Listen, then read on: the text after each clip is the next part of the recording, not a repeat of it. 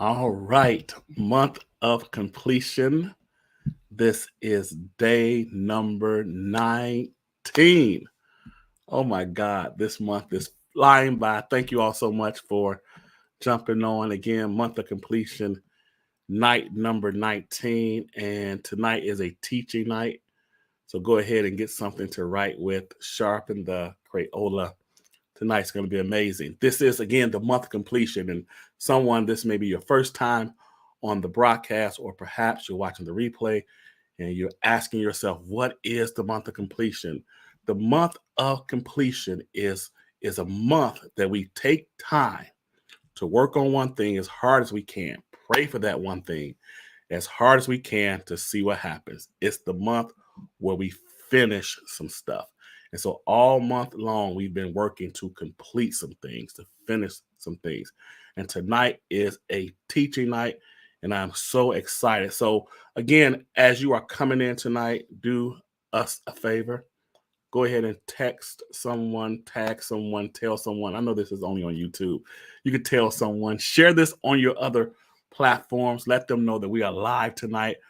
This is Friday night. This is the month of completion. We're off tomorrow, so you might as well dig in tonight and get everything that you need. And so again, blessings to each of you. It's been an amazing month, and we're going to keep it going. We're going to go strong these last 12, 13 days. And again, tonight we have a special guest teacher tonight, someone who is going to share something that is going to really help you in on your journey and in the process of completing what you are completing. Again, good evening to everyone. Mama Jane, Latisse, Vageline, all of you, good evening. And so I'm going to bring our guest up. Again, welcome to the month of completion. I'll just introduce her when I bring her up. All right, so Jesse, what's up? What's going on? All right, again, thank you so much for agreeing to come on tonight and to share with the audience, the month of completion audience. I'll let you say whatever you want to say in a moment. But before you do, today I was at a conference, actually yesterday and today. My pastor hosts something called the One Conference. He's been doing it now for 7 years, and it's for leaders, for entrepreneurs, to really help strengthen them and build them up. Today, the hip hop preacher Eric Thomas came, and Dr. Ivory, he laced that place. I mean, You always do. it was unbelievable. One of the things that he said that really stood out to me, Mm. he said, oftentimes you will pray for advisors and not listen to them. He Mm. said, what sense does it make to pray for advisors, to pray for counselors, to pray for people who can see what you can't see, and then not listen to them? He said, maybe, just maybe, he said, the great late, God rest his soul, Kobe Bryant would be alive today if he had listened to the traffic control operator that told him it's not safe to fly. Ah. And he said that you have to put yourself in a position where you listen to people who can see what you can't see. And so I bring that up because, like this woman of God, like Jesse, I have Mm. been praying for someone like you, an advisor, a completer, someone who knows how to get things done. And we've been working together for some time now. She works with me back in a lot of what you see on my platform, a lot of the things that you see in terms of the way that we do them. Dr. Ivy helps out with that process and gets things done. She is a completer, a finisher. And I said, well, I asked her, I said, well, this year you have to come on the month of completion because you are one of the best completers, finishers that I know. Mm. And God has knitted us together. We're brothers and sisters now, even beyond what we do ministry wise. So you all give Dr. Jessie Ivory a welcome tonight. Say hello to her. This is the first time that she's been on in this capacity with me. It will not be the last time that you will see her in this capacity. She Mm. has so much that she brings to the table. I don't know fully what she's going to talk about tonight. I kind of know the direction. I don't know what she's going to say, but it Mhm. doesn't matter because I trust her, and she has so much to bring to the table. So you all get something to write with, and um, let's roll. Those in the inner circle, you all know Jesse. Those in Yes, the inner hello in a circle, circle. y'all put a circle up there or say inner circle. Those who are in the inner circle, you know Dr. Ivory. She's a part of the inner circle, and so yes, and so thank you. All right, Jesse, I'm gonna actually go backstage, Okay, and when you are ready for me, just holler or type something in, or you know how to get a hold of me. Um, absolutely. but the floor is yours. Thank you again for coming on, and God bless. All right. Thank you, everyone. Listen, we're not going to belabor the point. And I see everybody saying, hello, Dr. Ivory. Hello to all of you. It's so good to see you. So, but we're going to jump in here. We gonna get started this Friday night. I got a few things to say. I was going to go a different direction, but God said, go this direction. So I'm going to talk about it. Um, so I'm going to start with a little bit of a story. On April 11th, 1970, Jim Lovell, Jack Swaggart, and Fred Hayes set off on a mission to go to the moon. This was for Apollo 13, which is one of my favorite movies.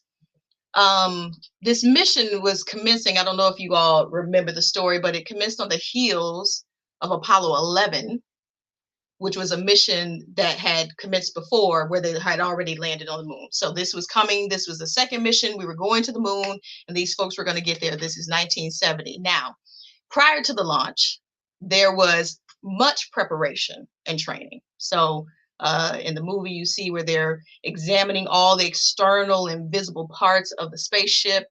They checked everything. The flight crew participated in numerous flight simulations, and the day before they were to launch, all appeared well.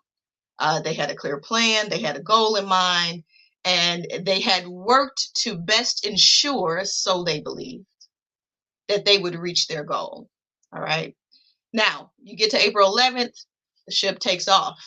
And for the first part of the mission, everything seems to be okay, just as they planned, just as they prepared for. But then at some point, if you remember in the movie, Jim Lovell, who was played by Tom Hanks, says the infamous phrase of, Houston, we have a problem.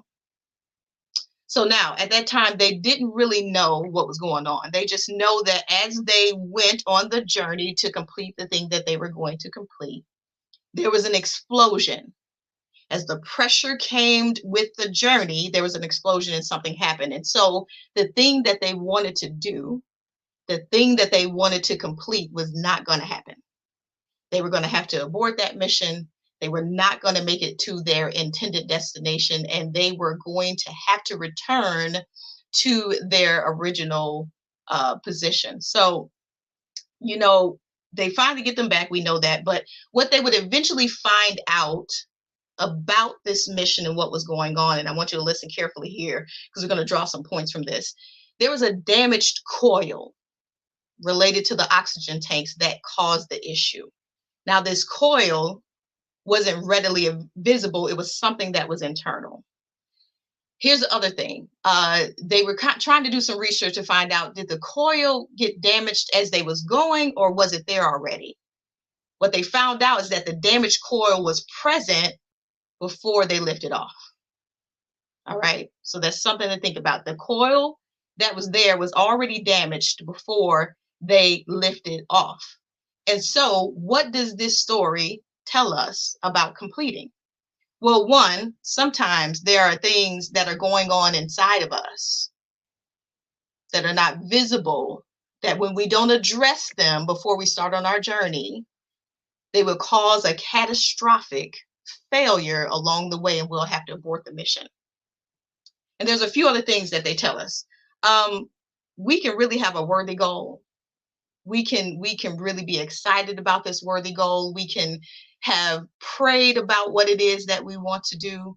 We can know that God has told us that we can do this thing because we're completers, right? And still, and if we want to be honest, and still for whatever reason, we end up in the same place where we haven't completed a thing. We maybe moved a little, but we had to go back to our original position. So this means that we're not making progress, even though we're praying, we know what God said, all these different things. Another thing it shows us is that when we have these unseen issues, these internal issues, they often can confound to work together to stop us from completing. And again, when we don't do what we need to do to address the internal, it can cause failure. Because when the pressure begins, as we're moving towards anything that we're trying to complete, because again, we're here to complete, and it begins to rub up against those things that are happening on the inside, then we are not going to be successful if we haven't addressed what's on the inside. So what I really want to address tonight, what I want to talk about tonight, and I want to look at tonight, I want to look at how we can tackle for the next 15 to 20 minutes or so the often unintended issues living within us that prohibit our ability to complete any worthy goal or dream. I want to tackle this thing, and I might have to duck a few times here when I'm talking, but I want to talk how we might sometimes over spiritualize something that is really a heart issue or a matter of the heart, and then therefore we don't address it. Finally, I want to walk through some very practical things that we can do on the daily basis to make sure that we are addressing these internal issues. All right. So now, before I begin, one of the things that I want us to give a disclaimer for, I am an educator. And so I'm going to sometimes speak like an educator. And what that might mean is that one, Pastor Wheat already asked you, but I want to ask you too, make sure you write these things down because your learning increases when you write things down. All right. Also, know that I might ask you to participate in the chat, not to keep you awake, although that's nice too. But really because I know that when you are engaged in the learning experience, when you are a participant in your learning experience, you are more likely to retain the information. So know that sometimes I may ask you to do that, and I definitely want you to make sure that you're writing things down. But we're going to hit this real hard for about 15 to 20 minutes, and then Pastor Wheat will come back and we can have some discussion or whatever it is that we need to do. But let's go ahead and jump right in. Something I want to share here. I've often grown up around a lot of seasoned saints, I'll say. These are folks that can pray the house down. God tells them everything it feels like. They prophesy. And I'm having a real discussion here, so I want you to hear me. They do all these different things, but then now in the winter season of their lives, so in their 70s and their 80s, many of them that I'm talking to, I'm witnessing a little bit of this regret and also hearing about all these things that they wanted to do that never happened. Now, in some cases, it could be external factors, things that happened. I didn't have money, that sort of thing, to not be able to do this thing. But in a lot of cases, that wasn't the issue. Now, what could be happening with these folks if they know the Lord, if they know how to pray, if they have a direct line? I mean, it feels like they have a direct line to God. If they can prophesy, what is happening that they are not or have never completed some of the things that they wanted to complete? Well, in a lot of cases, based on my discussions, it's because they never healed their heart. When I talk about the healing of the heart, I'm talking about the mental, the will, and your emotions. So I want to be clear about that. Talk about the mental, the will, and the emotions. They haven't been healed, and that has served as a roadblock to them completers, much of what they wanted to accomplish. Even if they knew that that's what that God wanted them to do, even if they had prayed about it, it still didn't happen. All right. So now you may say, Dr. Ivory, how can you say that the heart impacts completion? How can you be sure of that? Well, let's take a quick look at a scripture. Proverbs 23:7 says, As a man thinketh in his heart, his mental, his will, and his emotions, so is he. As a man thinketh in his mental will and emotions, so is he. So the heart impacts completion because whatever is there informs who we are and what we do. So if your heart, the mental, the will, and the emotions believes it can, it won't. 2 + 2 is 4. Likewise, if your heart believes it can, it will. Does that make sense? That makes sense. Okay. So if we are having issues with completing, and I mean, you're always having issues with completing if you want to admit it. You get excited, you get started, but some don't happen. Maybe you should first check your heart because it's out of our hearts that our mental will and emotions exist, and whatever's in our heart informs who we are and what we do and what we believe about ourselves. Now, what is often going on in our hearts that is stopping us from completing? Let's talk about that a little bit. Well, we are likely consciously and subconsciously dealing with fear, self-judgment. I'll raise my hand and I'll admit that. Anxiety, shame, guilt.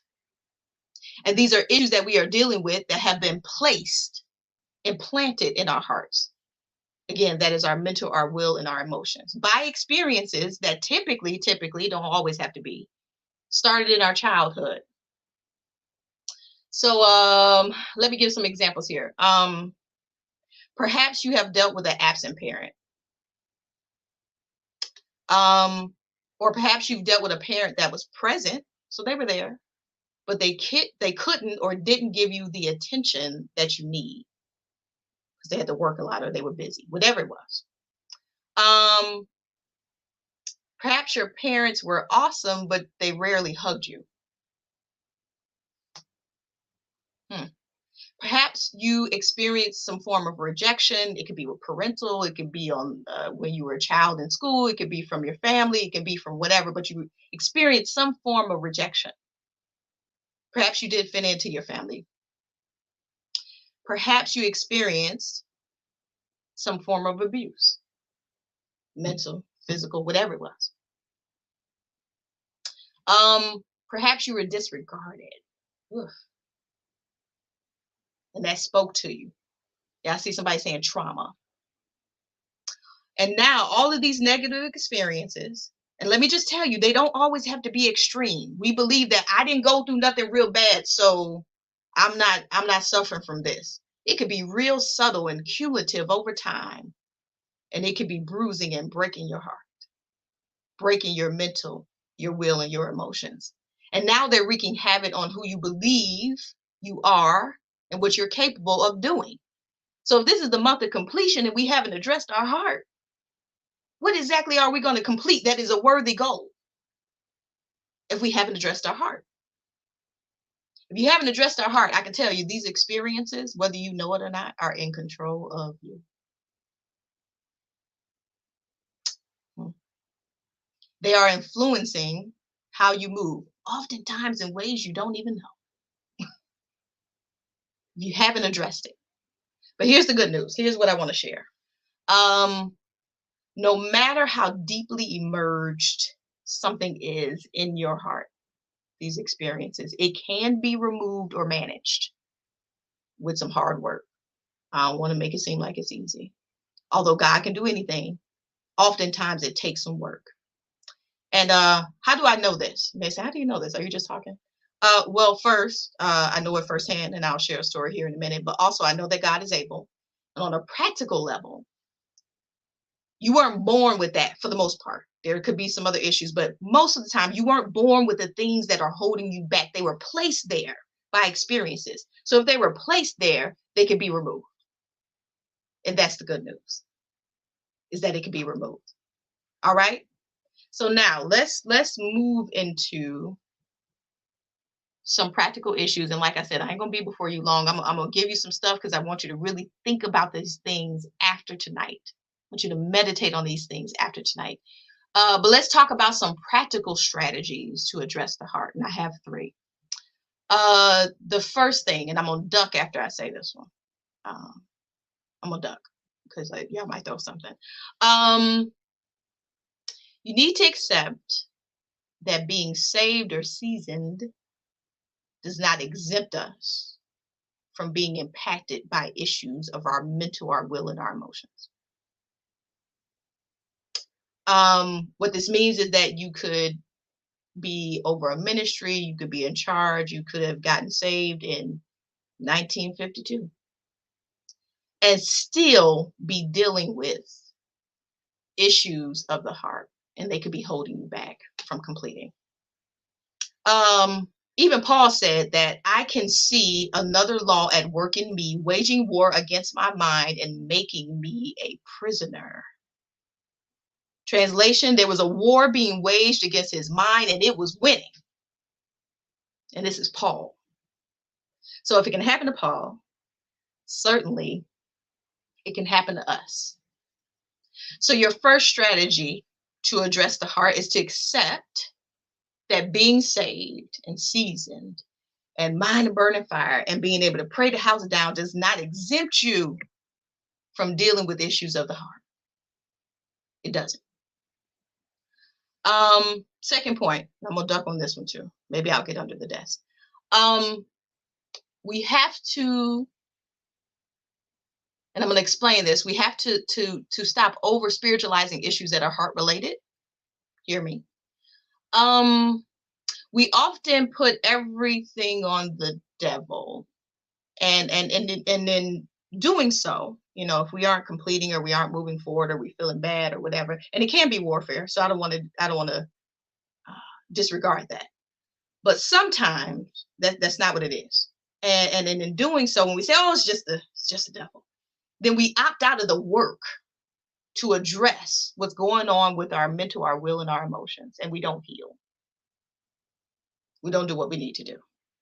So let me give you an example, and I'm gonna be vulnerable here. I've been saved 26 years now. I know I don't look old enough to be saved 26 years, but I promise you, I wasn't too. I've been saved 26 years, and I love God. I know God. I've been walking with God for a very long time. I pray. I do it all. I'm churched. For people that are in the church, I'm churched. I'm a daughter of a bishop. I'm a daughter of an evangelist that's been speaking and preaching for almost 60 years now. And yet in 2018, I found myself depressed. Not just sort of depressed, deep depression. The issue is I didn't quite know that I was depressed because, see, I was saved. I can't get depressed because I'm saved and I'm blessed. I had a lot of great things going on, meet multiple degrees, all this kind of stuff. So it can't be depression. And it took a minute for me to really figure it out. And what I found out was going on with me, because I kept wanting to almost run away from myself. I was in such a bad state. But what I found out is that it had a lot to do with the things in my past that I had lived through, but I had not healed from. We think because we've lived through something that is behind us. But if we haven't done the work to heal from it, it's still with you. You have to do something about it. And I'll tell you, my stuff caught up with me. And it was something terrible. I was in physical and emotional pain every moment of the day for 9 months. Thank God I never got to the place that I felt suicidal, but I remember saying I understood people that thought that they should go that way to escape that pain. Now, as I'm telling people that I'm feeling this way, they're like, "Listen, why don't you pray?" But I'm going to tell you what was going on. I could barely get out of bed sometimes. I cried for no reason. I could barely put my clothes on. It was so debilitating that it was crazy. And it wasn't until I said, you know what? Something is going on in my past. There's some things that I haven't healed from that I need to intentionally address. There's some things that I need to do. So when I say one of the ways we have to address the issues of the heart, and that we have to not just over spiritualize everything, it doesn't mean that it might not be that, but we have to make sure that we do some introspection and go, is something going on in here? Is there something that I haven't healed from that isn't allowing me to move forward in life, to complete, because maybe I'm dealing with some self-judgment, some lack of worthiness because of all these things I've been through, and I don't even believe that I'm capable of completing the thing that God said I can complete. But I'm ashamed. I won't tell nobody because I don't want nobody to really think that. I don't want myself to think that. So I'll play like I'm okay, but if you look at it, the fruit is I haven't done anything. I haven't completed the things that are big because I don't believe that I'm worthy. I don't think that I can. So I get to when I'm at a certain point and I look back on life and I go, I missed that. That's time I can't get back. Miles Monroe says the greatest and richest place on earth is the graveyard, full of dreams and aspirations that went with the people that died. Oftentimes, I think we hold on to those dreams because we are so bruised in our hearts that we don't even know how to move forward in them. All right, get what I'm saying? So in order to address issues of the hearts, we have to do two things. One, we have to accept that we are not exempt. And also, we have to make sure that we know when it's a heart-related issue and that we need to address it. We need to be praying too, but we need to address it and make sure that we're healing from that, right? Third thing, we have to make sure that we are taking captive every thought. 2 Corinthians 10:5. A few things to consider concerning this scripture. Captive is a verb. It's an action word. Take captive means you got to take captive. The onus is on you to do something about it. It implies that you have work to do. Another point to consider with this scripture, we have a number of thoughts that run through our mind daily. In fact, I want you to type in the chat. How many thoughts do you believe people, and they've studied this, run through our minds on average on a daily basis? I just want to see what people think.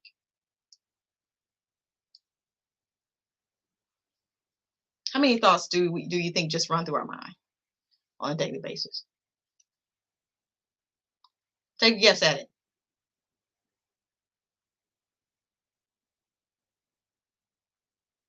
Unsure?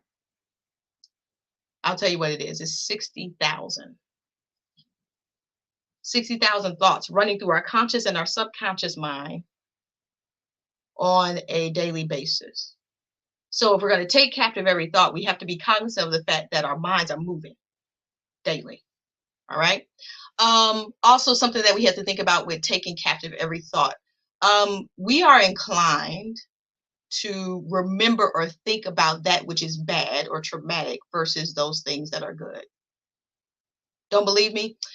Somebody tell me in the chat, what were you wearing at age 8 on December 24th? Anybody remember? What were you wearing? Nobody remembers? Why do you don't remember? Now, if I were to ask you something traumatic that happened in your life when you were 6, you remember the details of that day like nothing. Why? Because the negative things get pretty much embedded in our minds. So we can remember, somebody said pajamas. Probably so. Probably so. But those things get in our minds that get in our minds, that stay there. And no matter how young we are, we'll remember the details of that day if it was something terrible. We'll remember when somebody passed. We'll remember all these different things versus these good things when we were even a little bit older. So when we talk about taking captive every thought, we have to keep in mind that there's a lot of thoughts going through our mind every day. Okay. We also have to know that take captive means we have to do the work. And also that we're inclined to remember the negative or the traumatic. And so if that's true, we have to make sure that we are taking captive every thought in a very intentional way, and that we are trying to disrupt and dislodge the things that are in us. Because I promise you, oftentimes it's when we're trying to complete something, we'll think that it's money, we'll think that it's time, we'll think that it's resources, We'll think that it's all these things, but there'll be somebody else in the same condition with the same thing that will complete and you won't. So what's the difference? What's going on? It's something else happening internally that is often like lead in our feet. It paralyzes us because we can't move forward. So I'm going to tell you some practical stuff I did in order to start healing. Again, I'm still on that path of healing, but to start healing so that I can move in everything that God has given me to do. He gave me all these skills and these abilities and talents to do. Why am I paralyzed? And then you know what? What's funny is if you're in my shoes, there are other people that'll tell you, "Oh, you're so talented," and you won't believe it yourself. You be like, "Everybody tells me that, but I don't feel it." Why don't you feel it? What is going on? Why do you feel it? So these are some things. I'm going to tell you some practical things because these are things I had to figure out and learn. But I'm going to tell you some things that I did. I had to watch what went into my ear on a daily basis when I was trying to heal. So I had to do things like listening to worship music and reading my word daily to counter the negative thoughts. When I didn't have the strength to even open my Bible, I just had to put something in my ear. And it had to run every day, every moment of the day. Even at work, I would have the earbuds in, they walk in, I take it out. Oh, yeah, what do you need? Because so much, my mind was racing with all these things from the past. I had to counter them with something. Another thing, I even did something where I recorded myself saying things like, I am fearfully and wonderfully made. And I listened to that daily in my own voice. I kept listening, kept thinking and talking to myself. I typed out scriptures and that spoke to who God says I am and what I can do and what I can be. And I had them everywhere. If you came into my house, you'd be like, what is all this paper on the wall? Paper was on the wall. I had it in the bathroom. It was a screenshot on my phone. Everything, counter negative thoughts. You have to do it intentionally. I could not allow, and this is up to you, but I couldn't allow any social media or any news into my environment. In fact, for 6 months, I didn't turn on my TV. I wondered if it worked. I could only allow certain things into my gates to counter all this that was coming up from what I had been through, that was stopping me, that was debilitating me, that I couldn't move into the thing that God had already made the provision for. I might have said I was waiting on him, but he was waiting on me. He was waiting on me. It's like, you ain't waiting on me. I already gave you the okay. I told you what you need to do. So what's happened? I gave you all your tools, your abilities, your skills, and you still sitting there like, no. So something else I did, even this, I set some alarms on my phone. So you can set a silent alarm on your phone. I'm giving you practical stuff because I think this is good. I set some alarms on my phone that every time the alarm came up, it said something about me that countered the thoughts that were going through my mind. I mean, when I say I was relentless, and I was relentless for 9 months straight. I had to be. I was in a battle for my mind. I was in a battle. And I as tired as I was so tired. I was so tired. I wanted to fight. I wanted to fight because I knew on the other side of this, God had some things for me. But if I succumbed to it, I might not make it out. Or at least what I didn't want to do, as I talk to all those seasoned saints and folks that are looking back now going, I wish I could have did this. I wish I could have did that. I said to myself, I don't want to get there. I don't want to look up one day and go, God, you gave me all these abilities, talents, skills, knowledge, opportunities. You did all this stuff. And I allowed the things that happened to me to literally paralyze me. That's a regret that I don't want to live with. I'm going to be honest with you. Somebody said The Battlefield of the Mind. That is absolutely right. It's actually a great book. It's a battlefield. So I can talk to you about one of the things is Pastor Wheat said that I'm an executor. I'm a project manager by nature. I can divide up stuff, and that's actually the route that I was going to go. But God said that often ain't our issue. We can look that up on YouTube on how to do that. It's something else stopping us, and we have to address that. So I'm going to recap this, and I hope you all were taking notes. If not, I want you to make sure that you come back to this video and you look at it over and over and over again. But here's a recap of what I've talked about. Our hearts, again, our mental, our will, and our emotions must be addressed if we ever want to realize the freedom to complete any worthy goal or even live a life of peace. We must address our hearts. Also, in addressing our hearts, some practical things that we need to do, we need to accept, and this is something that I didn't say, but I'm going to put it out there. We need to remove the shame around being susceptible to the mental and emotional issues. It took me forever just to get over the fact that I was feeling bad,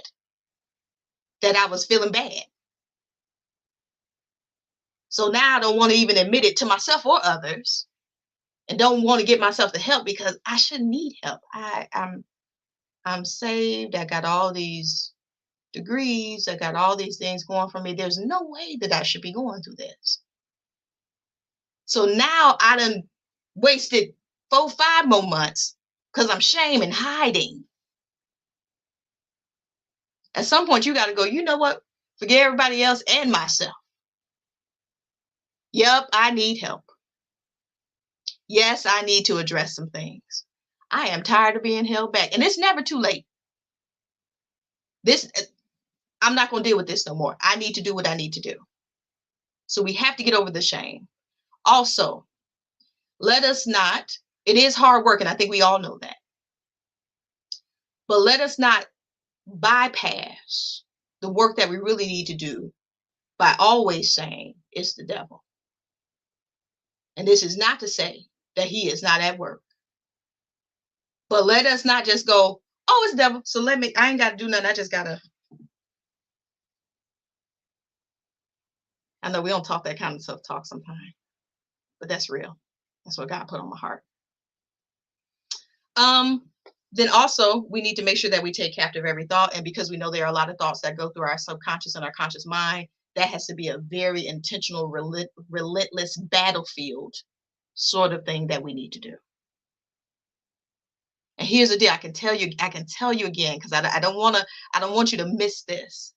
There's a freedom, and I'm still healing, but there's a freedom.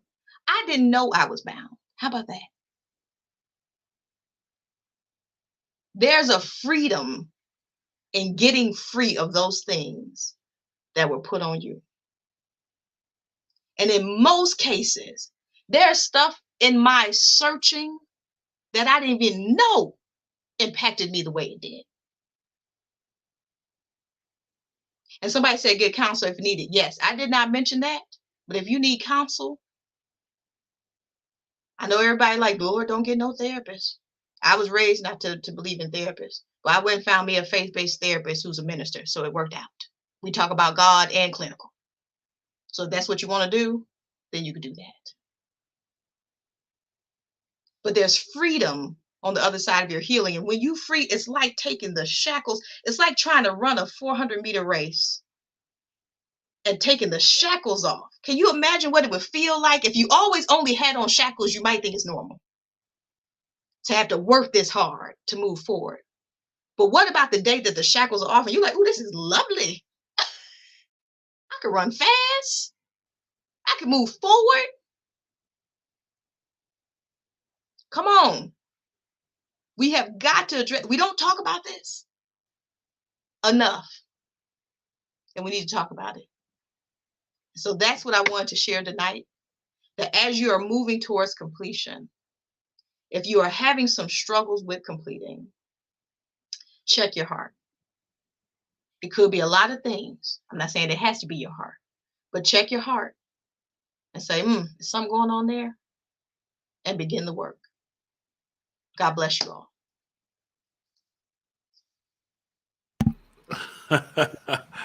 All right. Now, if this blessed you, go ahead and get in the chat and just let Dr. Ivory know that she helped you tonight. Just get in there and say, you helped me. Like, you helped me tonight. Like, you really helped me tonight. I got a page full of notes. You helped me tonight. This is so good. You helped me. You helped me. God bless you. To God Yeah. be the glory.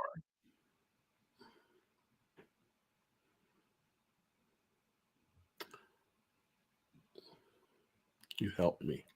I'm going to ask a few questions, and you all can put some questions in the chat as well, and we'll try to field some of them and see if we can answer them.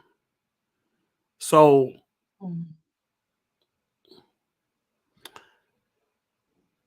I remember,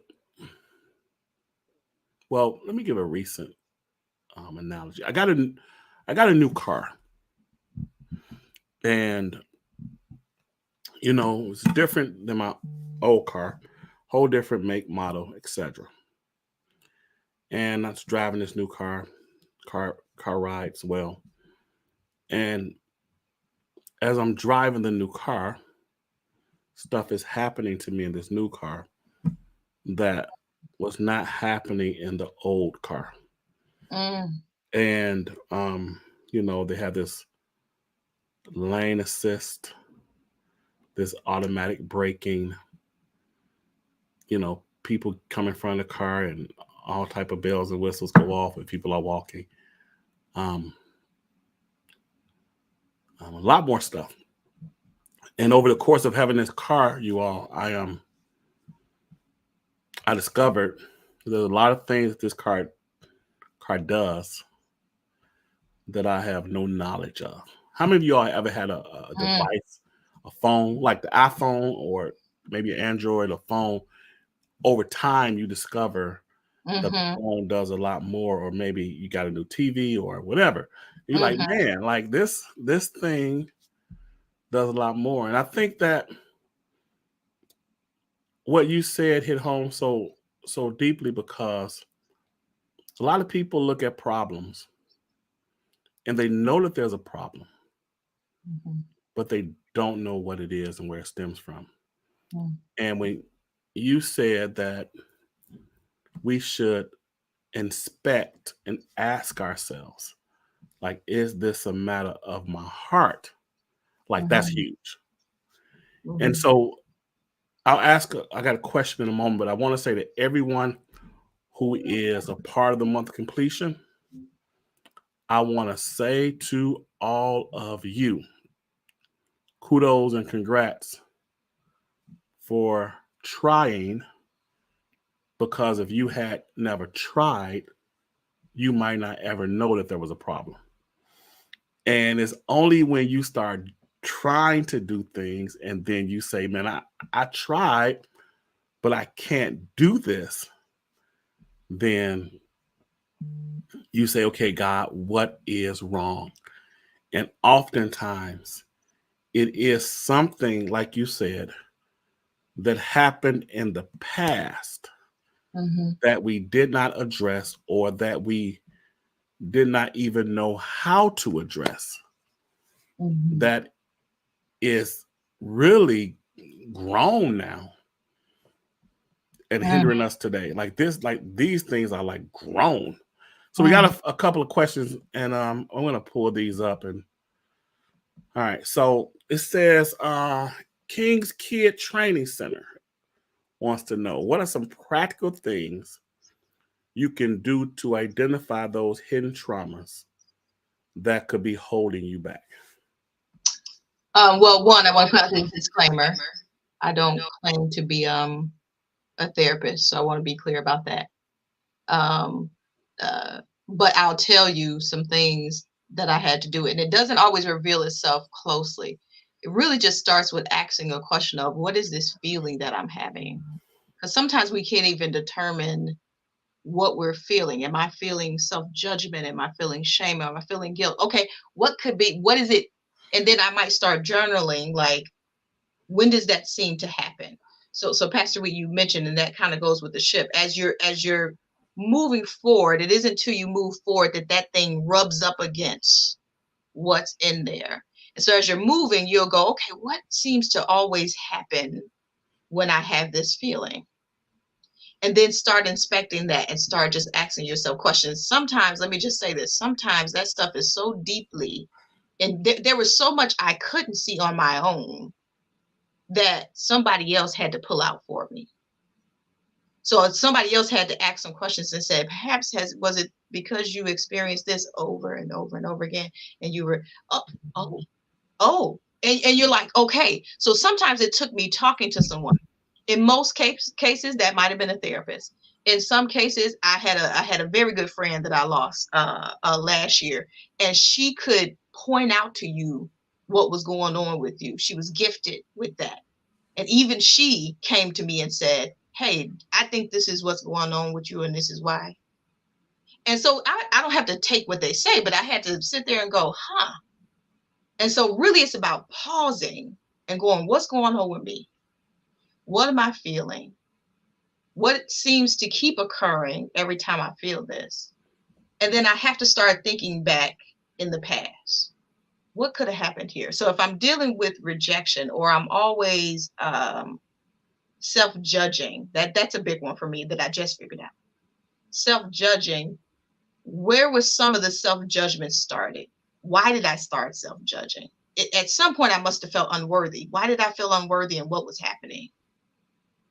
And so it's really just asking yourself those questions, looking back at things, and even looking back at things that weren't seemingly that big. I know the big things that happened in my life, but there's a lot of things that I found out that weren't that big, that were also normal, because we all been through this.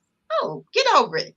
We all been through this. And I didn't realize how much they were shaping how I show up in the world, let alone what I do. So you have to do a lot of different things where you're like just asking yourself questions. What am I feeling? Writing those things down. And then again, I'm going to always lean on, if it's really deeply rooted, get a professional. Get somebody that know what they're doing. And there are faith-based professionals out there. Let me just say that. Yeah, we were in a conference today, and one of the things what are some practical things you can do to identify those hidden traumas that could be holding you back? And we were in a conference. I mentioned I was in a conference for the last 2 days, and there's a lady by the name of Anita Phillips, Dr. Anita Phillips, and I'm going to bring on a therapist on the month of completion as well, my good friend James Perkins. But one of the things that she said was, you know, this area of, um, you know, dealing with trauma, dealing with issues of the heart for African Americans, like the way we cope with it in the past was just to, as Dr. Ivory said, was just to say like it's a demon, or we just don't know what it is. But the option of maybe this is something we can go see a therapist for, that was not even on the table. Yeah. And so now it's on the table. And again, you might want to get a licensed therapist, state certified therapist. And, my pastor mentioned he has a therapist, and he said that his therapist isn't a believer. And so he likes it that way, that they're not a believer. And so, you know, the therapist is really, a, a viable option for deeply rooted things.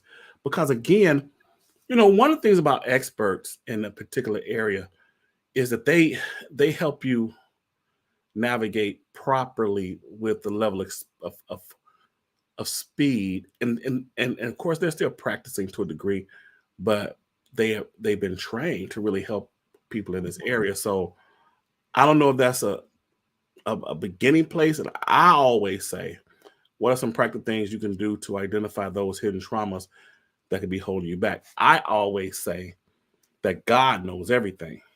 And so while you don't want to, and we don't want to, and again, I'm not a therapist at all, but while we don't want to, you know, um, do without a therapist, we don't want to do it without God either. Absolutely. Like, uh, uh, uh, you know, practical things you can do to identify. Prayer is very practical. Asking God for help.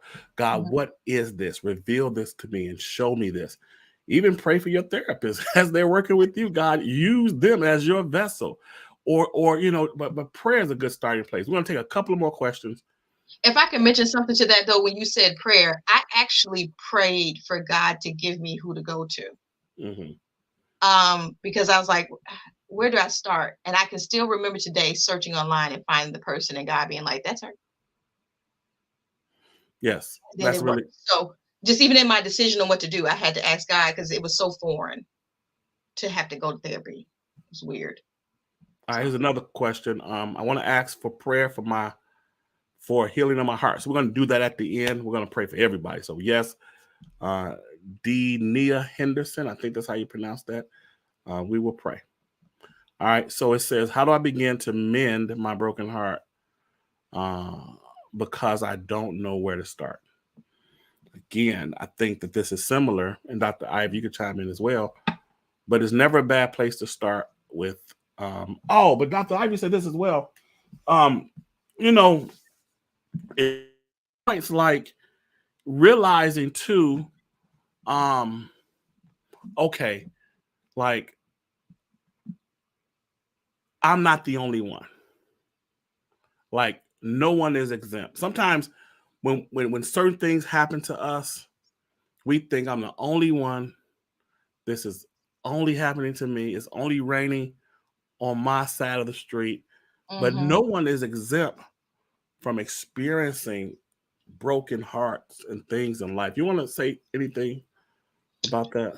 yeah, no, I mean, not that that always makes you feel better, but oftentimes, even if no one is talking about it, um, a lot of people are privately and quietly dealing with these Mm-hmm. issues.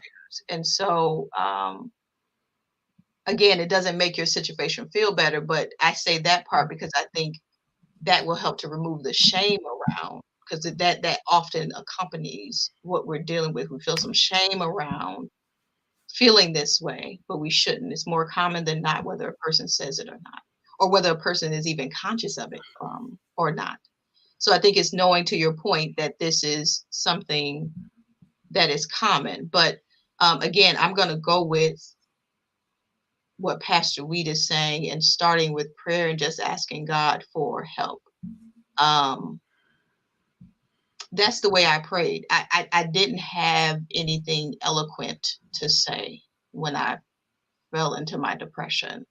It wasn't, if I was in a competition for prayer, I wouldn't have won. I literally said, Father, help me. Help me. I don't know what to do because I feel like I want to get out of my skin. Help me.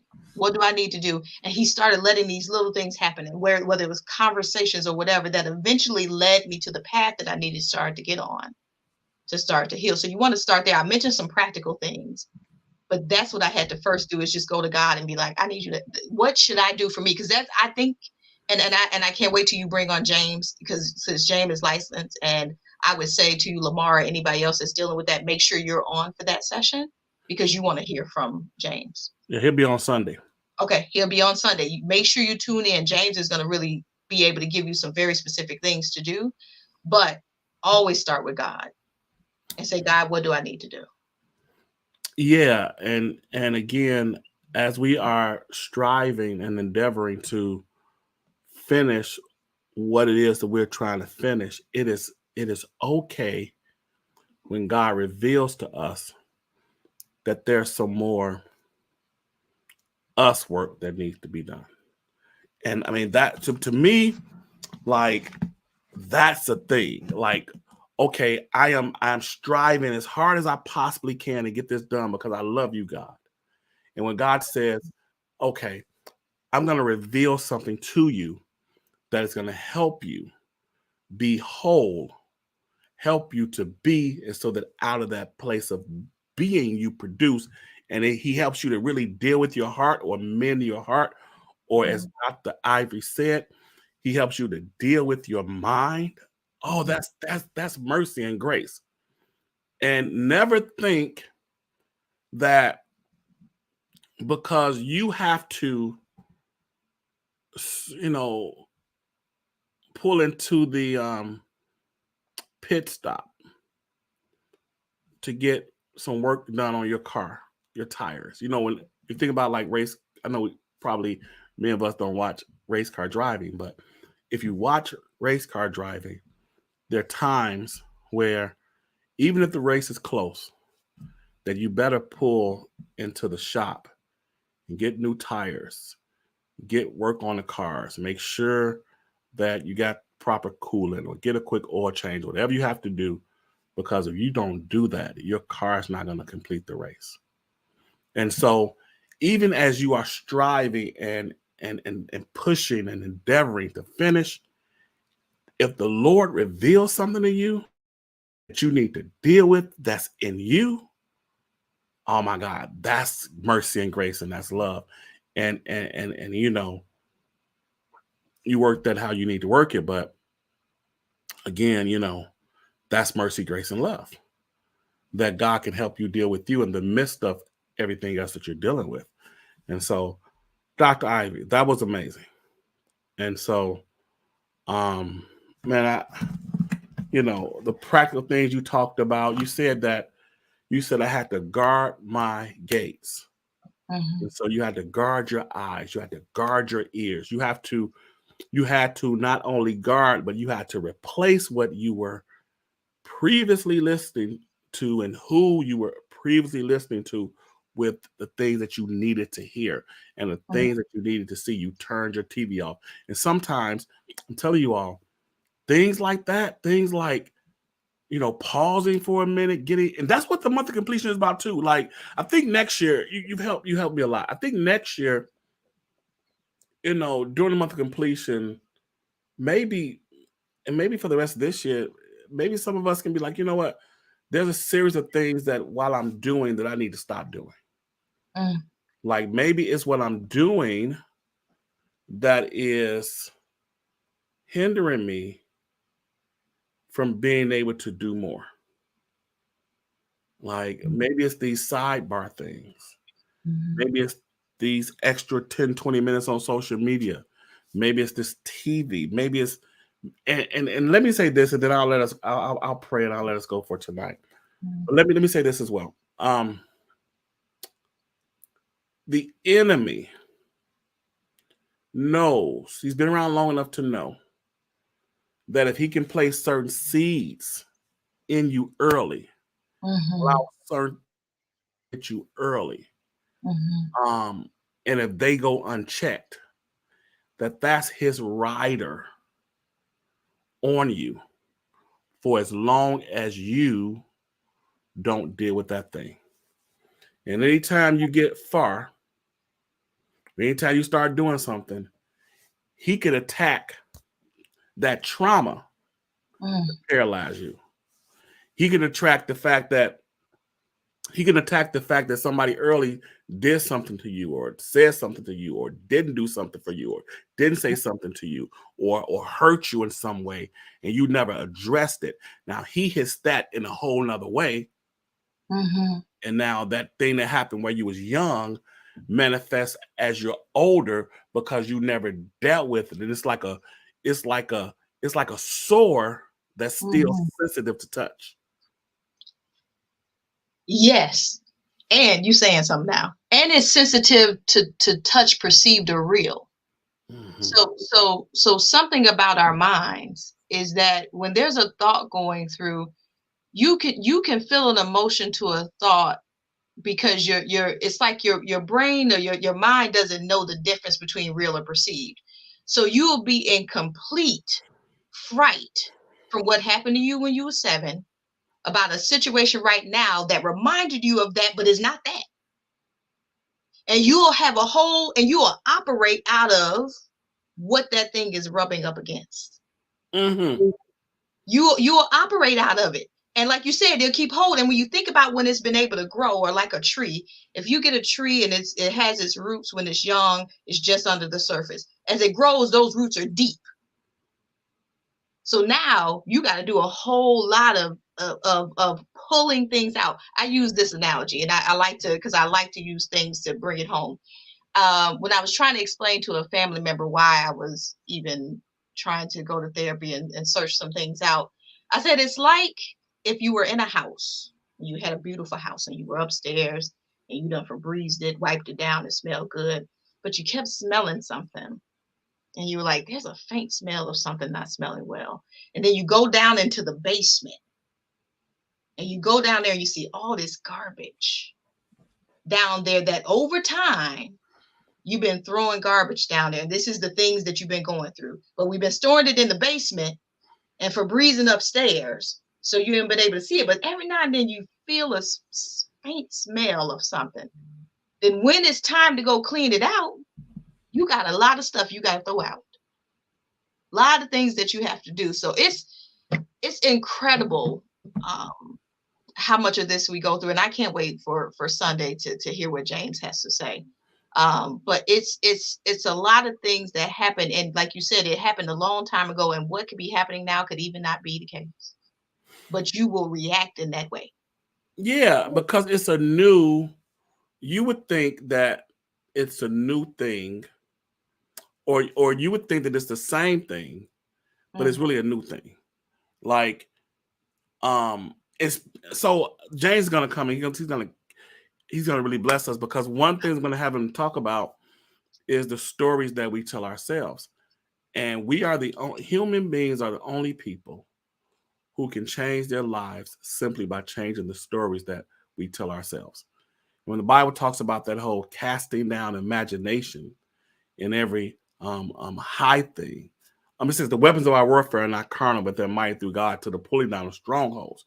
So this whole pulling down of strongholds, you understand strongholds are like, if you think about like this, think about a person think about yourself being in a prison cell. You have guards all around the prison cell holding you in the prison cell. It's one thing for the gates to hold you in, but then the guards hold you in. And sometimes that the stronghold of the mind are thoughts that are being held in your mind by the enemy that are not godly thoughts. It is a stronghold or systems of reaffirming words and things that affirm a lie or block you from a truth that you need to experience freedom. And so we have to really deal with those strongholds of the mind and break them so that we can be free. And so James is going to really deal with the mind, your story. And it's really because if you and I can change like the story. Let me just say this. This is going a little deeper, but have you ever thought somebody was doing something to you or saying something about you only to find out, or like somebody was keeping you on the outside? You feel like, oh, they acting funny, they not, they doing stuff. I kind of see them, and then find out like something, like they were planning you a surprise party or something. They weren't being funny at all, but you could tell yourself a story in your mind that can literally depress you and make you sick, and the story not even be true. I remember a young man, he testified at our church that Dr. Ivory, he had a sore throat. You're gonna love this, Dr. Stewart. This young man had a sore throat for like a month and a half. Now y'all know that's a long time to have a sore throat, and you should go to the doctor. But you know us, sometimes we don't like going to the doctor. He was going to work, but he was fine. He was going to work every day, going to work. And so about another 3 weeks or so had passed, he still has a sore throat. And so his wife tells him, he's like, you had a sore throat now for daggone almost 3 months. You need to go to the doctor because you done took too many halls and you coughed, you still got a sore throat. You need to go. He goes to the doctor, and to his surprise, to their surprise, he has throat cancer. Within 48 hours, he is on his deathbed. And the doctor comes in and tells him that the throat cancer is not killing you. It's your mind. He said, what you have been telling yourself since you heard this diagnosis is killing you. He said, because you were going to work every day before you heard this news. And now whatever story you're telling yourself about this throat cancer. If you don't change that story, you'll be dead in a week. And I feel the anointing so strong. The boy said, to your point, that he had his wife, his mother, different people come in and start playing healing CDs, healing scriptures, and he changed the story about he's on his deathbed. This is going to take him out.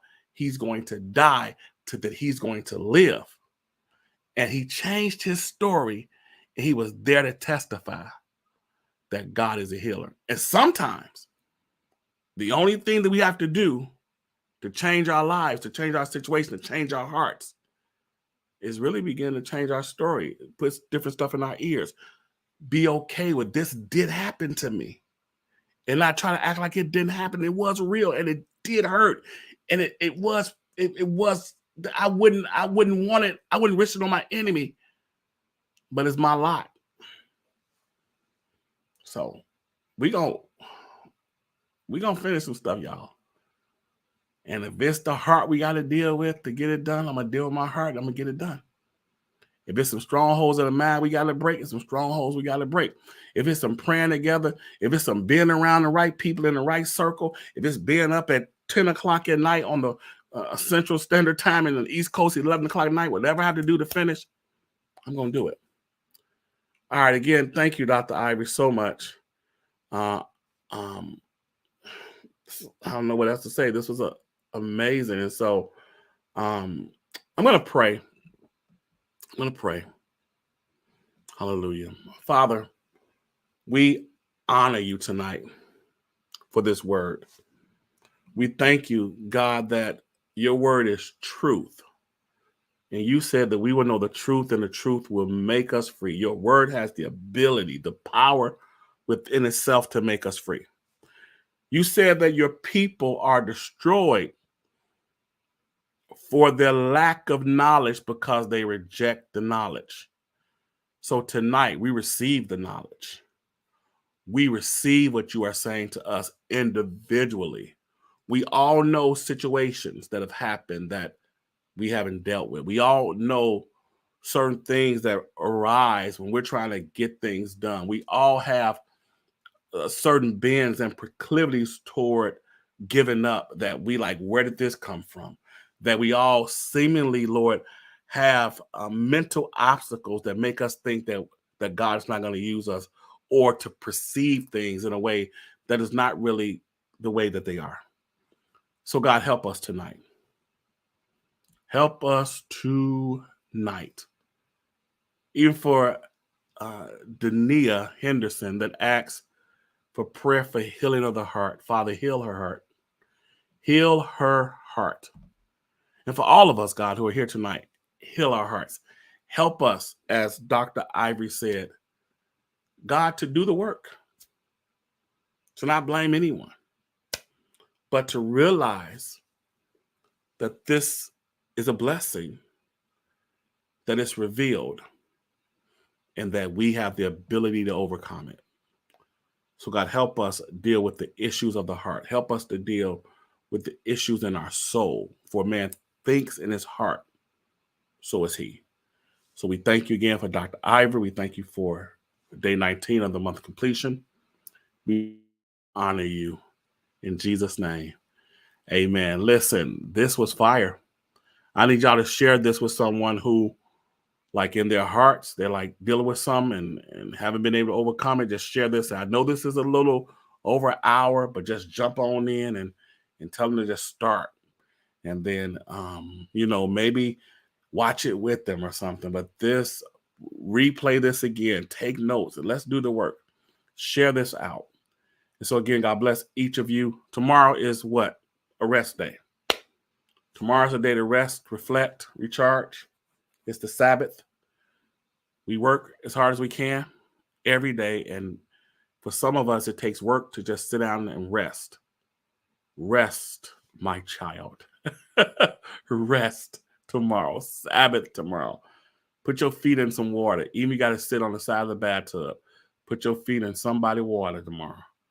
Maybe you don't have a beach. You don't have a lake to go to.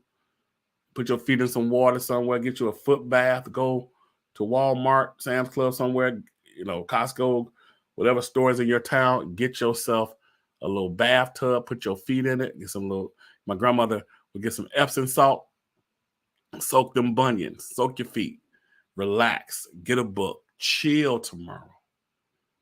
Chill. Chill tomorrow. Do something you like. Take a walk. Do something fun tomorrow. Go ring somebody's doorbell and run. Just do something exciting, Play some ding dong ditch.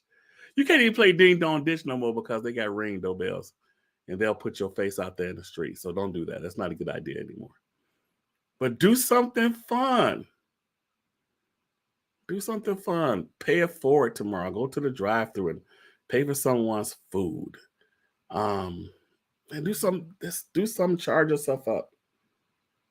Yeah. All right, God bless you all. We'll see you Sunday night. James Perkins will be here, therapist, licensed clinical therapist. And do something. We used to play back in the day. Maybe you could do this. Take your friends to the restaurant. Do this. And leave when it's time to pay the bill. Get in the car and leave. And then that's just funny. And they'll tell the story later what happened. You won't be there. They'll pay the bill. But yeah, all that'll be just so fun. So just do something fun tomorrow. Do something crazy. Do something exciting. Relax. Watch your favorite movie. Dr. Ivory talked about Apollo 13. Watch Apollo 13. Houston, we have a problem. Do something tomorrow. Dolores, what you talking about? No. Yeah, go ahead. Do something crazy tomorrow. All right. Don't do either one.